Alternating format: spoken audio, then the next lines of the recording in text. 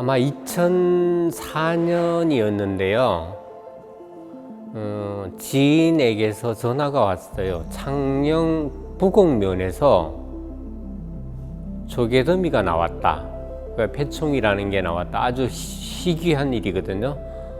보통 폐총은 바닷가에 있는데 그 무슨 소리야?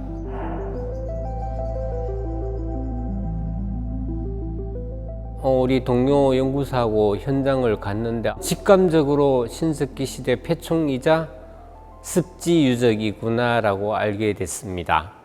예, 비복리 유적 하면은 아마 태풍 매미와 굉장히 밀접한 관련이 있습니다. 배수 시설이 굉장히 용량이 작다 보니까 많은 비에 이 유적 논이 물에 잠기게 됐고, 그래서 이 배수 용량을 키운 배수장을 새로 건설하는 과정 속에서 땅이 이제 일부 파헤쳐졌습니다. 그런데 그때 이곳을 지나던 아마 고고학도가 하얗게 드러난 폐각층을 보고 이게 유적이 아닐까라는 생각이 아마 그 현장을 가봤던 것 같고요. 그러면서 자연스럽게 유적이 알려지게 되었습니다. 그래서 2004년 아마 여름 정도에 그래서 국립기묘박물관에서 시굴 조사를 했고요. 신석기 시대의 폐각층이 있는 유적이다라고 그 범위와 성격이 분명해졌습니다. 그래서 그해 겨울부터 그 다음에 아마 가을 정도까지 본격적인 1차 발굴이 시작되었습니다.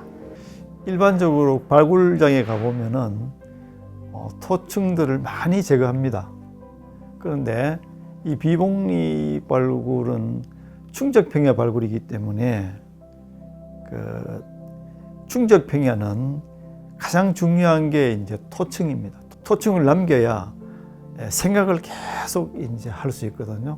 두 번째는 이 지역의 특성에 대한 이야기를 설명을 했습니다. 여기는 이제 그 물과의 어떤 그런 투쟁이다. 비가 오기 시작하면 여기 물들이 이제 막 채이니까 굉장히 어려워질 것이다. 그래서 가르수기 때 발굴 속도를 좀 높이는 게 좋겠다 하는 이제 그런 이야기를 또 했고, 그 다음에 제안했는 것들은 아무리 발굴을 잘해도 여기 환경 변화를 복원하지 않으면 안 된다. 그 식생에 대한 이야기를 했죠. 한반도는 전체적으로 홀로세에 들어오면은 기후가 굉장히 따뜻해지고 그 식생 상태가 좋아지는데 도토리, 참나무 속이 우점하는 그런 환경이다. 그래서 아마 여기는 사람들이 도토리를 먹고 살았을 거다. 미리 그 머릿속에 도토리 구덩이가 나올 수 있다는 생각을 하고 발굴한 것이 좋겠다. 이런 몇 가지에 대해서 이제 토의를 했습니다.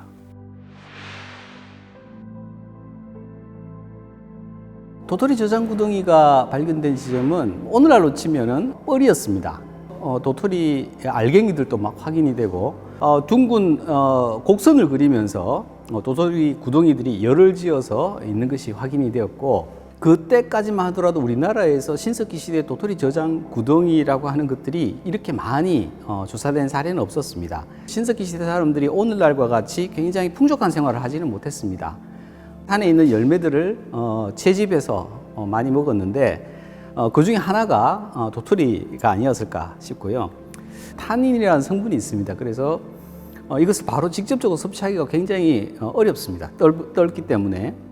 그래서 물에 담그게 되면 타닌 성분이 이제 제거가 되는데, 아마 신석기 시대 사람들도 바로 먹기 힘드니까 타닌 성분을 제거하는 목적에서 아마 구덩이도 만들었을 것이고, 또 두 번째는 도토리가 벌레가 잘 먹거든요. 염분기가 있는 소금물에 담그게 되면 오랫동안 저장을 하게 됩니다. 그래서 도토리 저장 구덩이뿐만 아니라 이 유적에서 확인되었던 도토리로 만든 음식이 아닐까 생각하는 그 탄화물, 그리고 도토리 껍질을 갈고 가루를 만들어냈었던 갈돌과 갈판, 이런 것들까지 종합해서 보면 당시 비복리 사람들, 신석기 시대 사람들이 도토리를 채집하고 또 이것을 어떻게 저장을 하고 또 이 요리를 하기 위해서 타닌 성분을 어떻게 제거를 하고 갈거나 해서 음식을 만드는데 어떤 과정을 거쳤는지를 전체적으로 살펴볼 수 있는 그런 유적이 아닐까라고 생각됩니다. 총 8개의 저장공에서 도토리를 수습해서 분석했습니다. 그 결과 현대에도 자주 섭취하는 갈참나무, 졸참나무, 그리고 신갈나무 도토리 열매들이 발견되었습니다. 이 열매들을 그 물이 담긴 저장공에 담아서 그 독소인 타닌을 제거하는 과정이 있었다고 봅니다. 따라서 저장공의 발견은 신석기 시대 비복리 주민들이 도토리를 채집해서 그 독소를 빼서 식용할 수 있게 되기 전까지의 그 과정을 보여준다고 생각합니다. 낙동강 하류부는 온통 바다죠. 비복리도 바다고 청도천까지 만내까지 다 바다였어요. 바다. 그럼 바다에 그 신석기 시작이에요. 그게 한 7,000년 전쯤 돼요. 그때 비복리는 엄청나게 큰 고기들이 왔다 갔다 했겠죠. 바다에는 굴이 엄청나게 많이 붙어 있었을지 몰라요. 거기에 이제 사람들이 사는데 그 사람들은 이웃집에 놀러 갈 때 어떻게 놀러 갔겠습니까? 배 타고 다녔지. 왜냐하면 길이 없으니까 전부 다 산으로 비복리 가보면 좀 산이지 않습니까?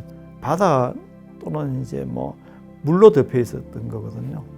사람들은 배를 타고 다닐 수밖에 없죠. 우리나라에서 그때까지 신석기 배가 한 척도 없었습니다. 부산 동삼동 유적 보고서를 쓰면서 토기 조각 중에서 배 모양을 본뜬 게 몇 점을 찾았어요.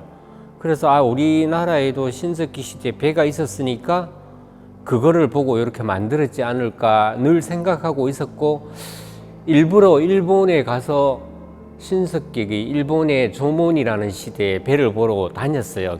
그래서 우리도 배가 한 척 나왔으면 좋겠다 생각하던 중에 마침 이런 습지를 우리가 발굴하게 되었고, 제일 밑에 생토라는 게 있거든요. 기저역층 부분을 좀 확인하려고 포크레인을 깊이 넣어가지고 한번 흙을 다 드러낼 생각을 하던 차에 한 번만 더 살짝 정리해보자 하고 정리하는 중에 배가 나온 거예요. 이거는 정말 뭐 감동도 그런 감동이 없죠. 대한협이라고 하는 비교적 거친 바다를 건너 신석기 사람들이 배를 타고 굉장히 많은 교류를 했던 것으로는 여겨졌지만, 그 교류의 직접적인 수단이었던 배는 확인되지는 않았습니다. 아주 오랫동안 배를 발굴을 찾기 위해서 노력을 했지만 발굴 막바지까지 사실은 찾아지지 않았습니다. 그런데 공교롭게 발굴을 얼마 남겨놓지 않고 지금의 바닷물보다도 2m 또는 2.5m 정도 낮은 지점에서 넓적한 나무 판재가 확인이 됐거든요. 그래서 그것을 조심스럽게 노출을 시켜 보니까 이 정도 규모의, 그리고 통나무로 속을 파내서 만든 것이기 때문에 이거는 분명한 신석기 시대 배다. 수령 한 200년 정도 된 소나무의 속을 파내 만든 통나무 배로 밝혀졌고, 그 시기가 지금으로부터 약 8,000년 전. 그러니까 일본 지역에서 나온 배보다도 훨씬 더 이르고요. 우리나라에서 가장 오래된 배일 뿐만이 아니라 전 세계에서 가장 오래된 배의 하나로 알려져 있습니다. 배는 굉장히 토압댐에 눌려가지고 아주 얇게 남아있는 상태였어요. 아래까지 진흙을 다 판 다음에 사면에 지지대를 세우고, 그 다음에 그 배 밑면을 고운 흙을 손이 들어갈 만큼의 그 공간을 마련하기 위해서 나무 칼 같은 걸로 다 하나씩 긁어냈어요. 그래서 배 밑면을 굉장히 얕게 이렇게 긁어낸 다음에 부드러운 천이랑 끈을 이용해 가지고 하나하나 다 묶어 나갔습니다. 우리가 배 수습을 할 수 있게 마련된 공간이 그렇게 넓지 않았어요. 그래서 1명, 2명이 들어가서 작업을 하고 다시 위에 올라가서 잠깐 쉬고 다시 또 작업을 하고 이렇게 교대로 진행을 했던 것 같습니다. 배 밑면을 다 보강한 다음에 굴착기 같은 걸로 이렇게 들어 올려가지고 위에 지상에 보관한 다음에 그 위에 이제 그 건조되지 않도록 우리가 증류수나 이런 걸로 습기를 유지하고 그 표면 처리를 한 다음에 아래를 석고로 떴던 것 같아요. 그래서 석고로 떠서 모양을 그대로 보존하고 또 발포제 우레탄 폼을 이용해 가지고 사이사이를 다 메운 다음에 저희가 박물관으로 옮겨왔던 기억이 납니다.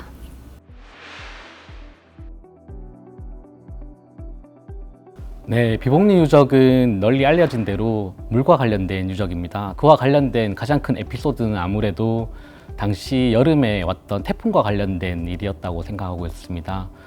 태풍이 온다는 소식을 듣고 저희는 어떤 발굴 조사 장비라든지 그리고 모래 주머니 그리고 각종 배수 장비까지도 만반의 준비를 하고 발굴 조사에 임했는데도 불구하고 태풍에 속절없이 당하게 되어서 현장이 매우 안 좋은 상태로 침수되게 되었었거든요. 그때는 그러한 기억들이 매우 힘든 일이었는데 지금에 와서 다시 생각해 본다고 하면 크나큰 추억이자 또 에피소드라고 생각하고 있습니다. 발굴 현장의 대부분의 생활은 합숙 생활을 했었거든요. 그래서 발굴 현장과 인근한 부곡 온천 쪽에서 저희는 생활을 했었는데 발굴 현장이 매우 힘들었기 때문에 대부분의 식사가 맛이 없을 수가 없었고요. 대표적으로 기억한다고 하면 현장이 끝난 뒤에 먹었던 삼겹살이 가장 기억에 많이 남는 것 같습니다. 아주 높은 지점에서 유적을 내려다보고 사진을 찍어야 되는데 사다리를 타고 올라가서는 도저히 불가능할 정도의 유적 면적이다 보니까 풍선을 이용을 했습니다. 헬륨을 넣고 줄을 달아서 유적의 중앙에 놓게끔 이제 조정을 하는 겁니다. 그리고 그 밑에 카메라를 설치해 놓고 이제 리모컨으로 셔터를 누르는 겁니다. 보통의 사진을 찍으실 때 보면 이 찍는 대상을 보면서 이렇게 사진을 셔터를 누르는데 그거는 이제 감으로 찍는 겁니다. 그리고 지금처럼 디지털 카메라가 그렇게 많지 않았던 이 시기였기 때문에 이 필름 카메라를 올려서 한 통을 계속 찍는 겁니다. 그 중에 36카트를 찍는다면 그 중에 한 장만 건져도 성공이다 얘기할 정도로 초점이 안 맞을 수도 있고 또는 이게 이 대상을 벗어나서 다른 곳을 이제 찍는 경우도 있겠죠. 그 촬영하는 날이면 발굴 현장의 모든 연구원들이 포크레인이라든지 뭐 빗자루라든지 이런 것들이 안 나오도록 청소를 깨끗하게 정리를 하고 그 줄을 잡고 모두 다 이제 이 유적 바깥에 줄을 잡고 뭐 조정하는 사람의 구호에 맞춰서 줄을 좀 더 주고 좀 더 당기고 뭐 좌로 옮겼다 우로 옮겼다 높였다 낮췄다 하루 종일 아마 그런 촬영을 했던 것 같습니다.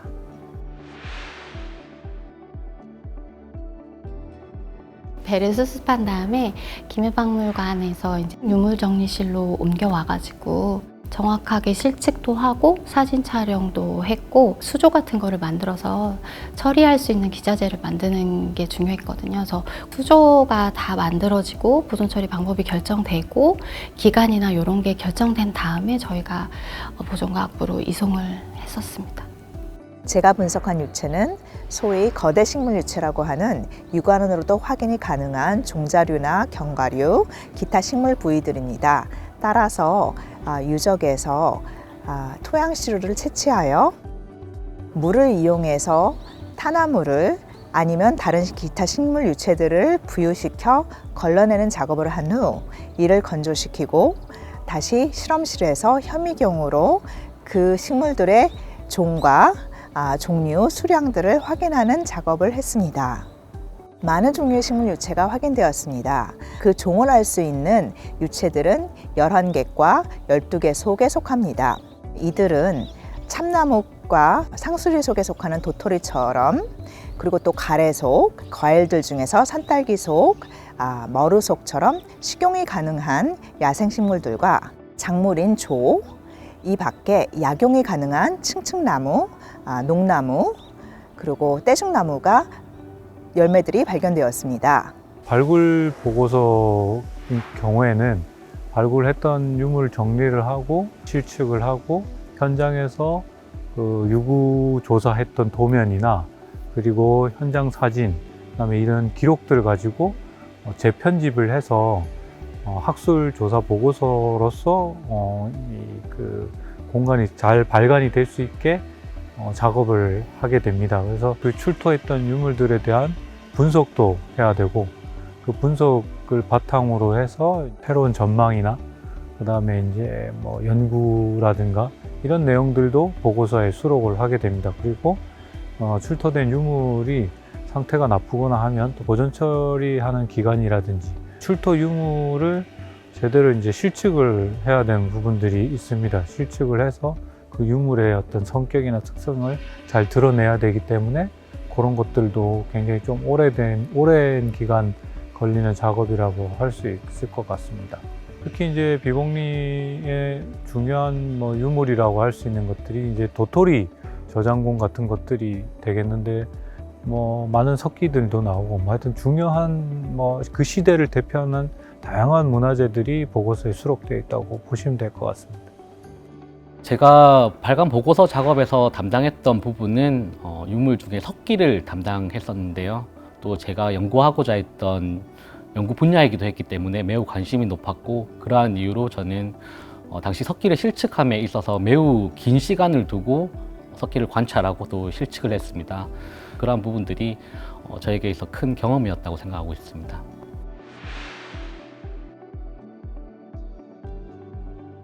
비복리는 말 그대로 최초 최고가 많았습니다. 세계 고고학상에서도 가장 오래된 통나무 벼가 나왔고요. 똥화석, 이것도 우리나라에서는 처음 나왔어요. 그리고 토기 조각이 한 편이 나왔는데 여러 편 중에 한 편에서 멧돼지가 그려져 있었어요. 그리고 동물 뼈들 중에 습지이고 폐충이니까 물고기 아가미 뼈까지도 살아있는 채로 나와요. 그리고 그 바다에서 사용하는 낚시 바늘, 축부, 그런 유물들이 다 최초 최고라고 볼 수 있고요. 비복리 유적의 가장 중요한 점은 폐충이자 습지인 거예요. 습지로서는 처음으로 발굴된 겁니다. 역시 습지는 생물종 다양성뿐만 아니라 당시의 생태계를 파악할 수 있는 유기물질, 도토리를 담아서 보관하던 망태기, 풀로 엮은 망태기가 지금 나왔다는 게 보통 일이 아니죠. 우리나라 풀의 역사, 풀 가지고 뭘 만들었는 집신이 통일신라 때께 가장 오래된 거였는데 이거 몇천 년을 당겨버린 거죠. 그래서 저습지 유적이 발굴되었다라는 게 가장 중요한 의미인 것 같습니다. 비복리 유적은 사실은 상식을 깨는 유적이었다, 저는 이런 생각을 합니다. 이 낙동강과 청도천에 접해 있는 유적인데 낙동강 하구로부터 굉장히 많이 떨어져 있거든요. 그런데 발굴 조사 결과 바닷물의 흔적들이 거기서 막 확인이 되는 겁니다. 그게 가오리뼈라든지 아니면은 바다 조개의 껍질이라든지, 그리고 다양한 자연과학적 분석을 통해서도 바닷물이 들어왔던 흔적들이 확인이 됐습니다. 고고학적 발굴을 통해서 당시에 신석기 시대 사람들이 어떻게 살았는지에 대한 얘기를 하는 것에 더해서 당시 어떤 자연 환경에 대한 측면에서도 많은 우리가 알고 있던 그런 상식들을 좀 파괴했던 그런 유적이 아닐까. 우리나라에서 가장 오래된 배를 비롯해서 분석 등 우리나라 최초, 최고, 최대라고 하는 다양한 수식어를 붙일 수 있는 다양한 유구의 그리고 유물의 확인은 두말할 나위 없지 않을까 싶습니다. 많은 양의 식물 유체가 발견됐습니다. 특히 이런 유적에서 물론 소량이지만 조가 확인됐습니다. 영남 지역의 신석기 전기, 최소한 6,400년 전에 이미 조와 기장이 재배되고 사용되었음을 알 수 있습니다. 두 번째는 다양한 식물들, 야생종들을 섭취했다는 겁니다. 현재에도 많이 섭취하는 도토리, 그리고 야생 과실류들, 그뿐만 아니라 약용으로 쓸 수 있는 나무 열매, 농나무나 칡층나무도 이용했고요. 특히 이 떼죽나무는 그 가루가 독소가 있어서 어류들을 마비시키는 역할을 한다고 합니다. 그래서 민족지 자료에 의하면은 그 떼죽나무 열매 가루를 어로 활동에 사용했다고 하는데 비복리 주민들도 그러지 않았을까 싶습니다. 세 번째는 이렇게 다양한 주변의 야생종들과 작물의 재배를 거쳐서 생활을 풍요롭게 했음을 알 수 있습니다. 구근류, 특히 뿌리 식물들은 아마 구석기 시대부터 식용 가능한 식물로 많이 이용되었다고 봅니다. 그런데 구근류는 그 종자에 비해서 유적에서 보존되기가 참 어렵습니다. 그런데 비복리 유적에서는 토기에 타서 붙어 있는 야생 달래 달래가 발견됐습니다. 이는 아마 달래를 조미료로 써서 국을 만들 때 쓴 흔적이 아닌가 봅니다. 따라서 비복리 유적에서 나오는 많은 어류, 그다음에 동물 유체와 함께 이 비복리 신석기인들의 식단을 알 수 있는 아주 중요한 유적입니다.